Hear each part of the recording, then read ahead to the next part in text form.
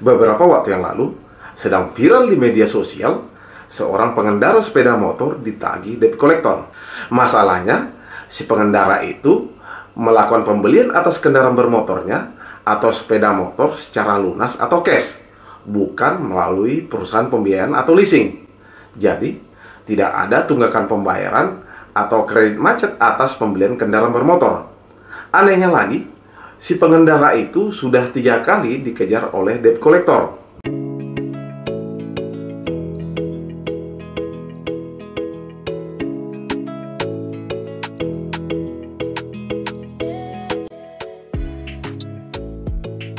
So, bagaimana pandangan dari sisi hukum atas kejadian ini?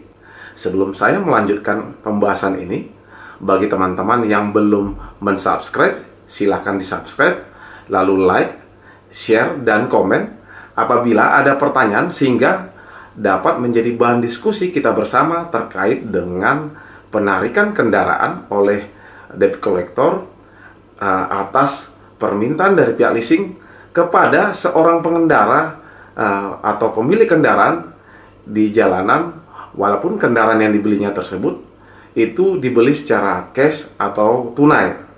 Kasus ini sebenarnya bukan kasus yang pertama kali terjadi, di mana ada pengendara atau pemilik kendaraan bermotor melakukan pembelian kendaraan secara tunai atau cash, atau tidak punya tunggakan kredit kendaraan melalui perusahaan pembiayaan atau perusahaan leasing, tapi kemudian di stop atau dicegah oleh debt collector dan ditagih.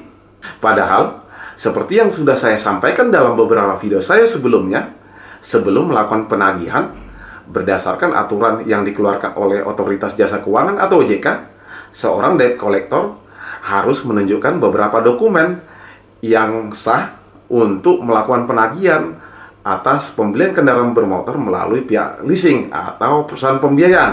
Pertama, kartu identitas dari debt collector yang melakukan penagihan. Yang kedua, sertifikat profesi penagihan dari lembaga sertifikasi yang terdaftar di Otoritas Jasa Keuangan atau OJK. Lalu yang ketiga, ada surat tugas dari leasing atau perusahaan pembiayaan yang menunjuk debt collector tersebut.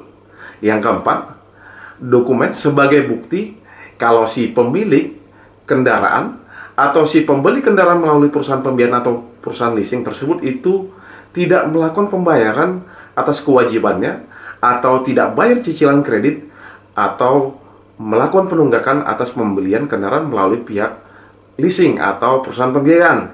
Dan yang kelima, adanya salinan sertifikat jaminan fidusia.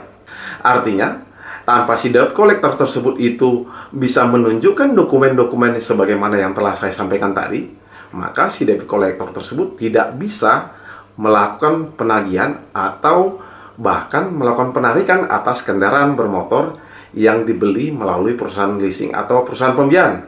Apalagi misalnya kendaraan atau sepeda motor yang dibeli atau dipergunakan oleh si pemilik kendaraan tersebut itu sudah dilakukan pembelian secara tunai atau cash. Pertama, adanya kartu identitas dari debt collector yang melakukan penagihan.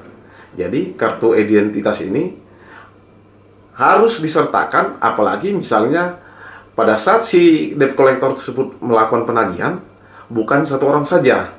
Mungkin katakanlah ada 4 orang yang melakukan penagihan. Jadi di sini 4 orang debt collector tersebut harus dapat menunjukkan bahwa debt collector tersebut itu memiliki kartu identitas debt collector dan adanya surat tugas, termasuk dokumen-dokumen lainnya yang ditunjukkan oleh debt collector pada saat melakukan penagihan dengan mengatasnamakan perusahaan pembiayaan atau perusahaan leasing. Yang kedua, adanya sertifikat profesi penagihan dari lembaga sertifikasi yang terdaftar di Otoritas Jasa Keuangan atau OJK. Berdasarkan aturan yang berlaku, sekarang ini debt collector tidak bisa melakukan penagihan tanpa sertifikat profesi penagihan dari lembaga sertifikasi yang terdaftar di Otoritas Jasa Keuangan atau OJK. Yang ketiga, adanya surat tugas dari perusahaan pembiayaan atau perusahaan leasing. Surat tugas ini penting kalau memang si debt collector tersebut itu mengaku mendapatkan tugas dari perusahaan pembiayaan atau perusahaan leasing untuk melakukan penagihan.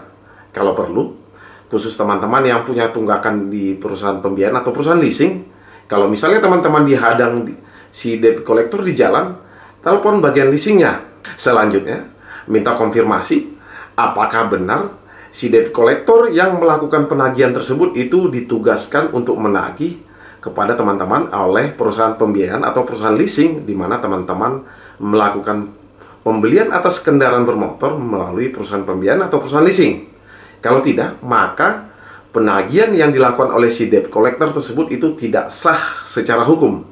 Yang keempat, adanya dokumen sebagai bukti kalau kita selaku pemilik kendaraan tidak melakukan pembayaran atau tidak melakukan kewajiban kita untuk membayar cicilan kredit atau adanya tunggakan pembayaran atas pembelian kendaraan bermotor melalui perusahaan pembiayaan atau perusahaan leasing.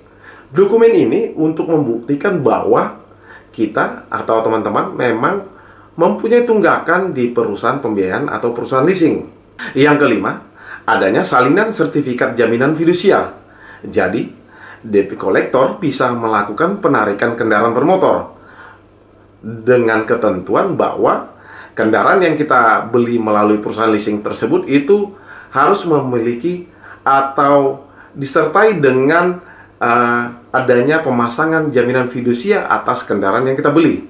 Tanpa ada sertifikat jaminan fidusia, maka penarikan kendaraan yang dilakukan oleh debt collector itu tidak sah secara hukum.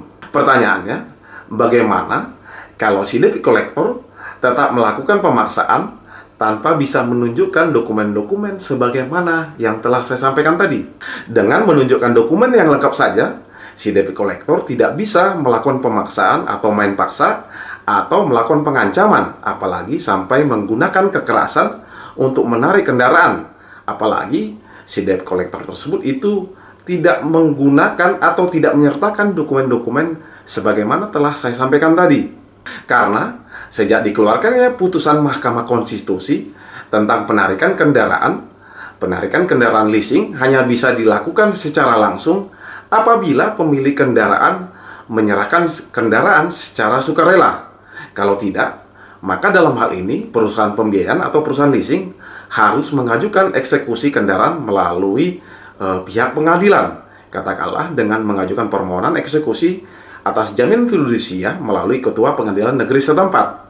Lalu, bagaimana kalau si debt collector tetap melakukan pemaksaan untuk melakukan penarikan kendaraan, bahkan terkesan mengancam dengan kekerasan fisik?